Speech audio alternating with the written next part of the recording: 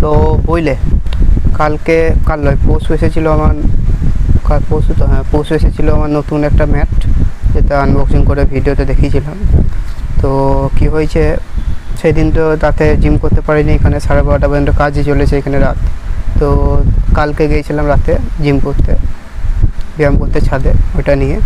তো প্রথমে স্ট্রেচ করে নিলাম, শরীর সব গরম করে নিলাম একটু, তারপরে চেস্টের ব্যায়াম করে ভেবেছিলাম। তো 2-3টে এমনি নর্মাল পুশ আপ মেরে তারপরে আমি ডায়মন্ড পুশ আপ মারবো ভাবলাম। তো ডায়মন্ড পুশ আপ মারতে গিয়ে প্রায় 9টা কি 10টা এরকম মেরেছিলাম। তখনই এই জায়গাটাতে, পিঠের এইখানটাতে জানি না কীভাবে লেগে গেল, গ্যাসের জন্যে না এমনি সে খিচকি ধরে যায় না গলাতে, সেরকম হতে পারে। তো এখন ঘাড়ও ঘোরাতে পারছি না ভালো করে। তো দেখি তোমাদের কাছে যদি টোটকা থাকে দিও। আসলে কোন কাঁধ মুখ দেখে যে উঠেছিলাম সেদিন ছাদে, জানি না কে সারা নজর লেগে দিয়েছে শরীরে মারা।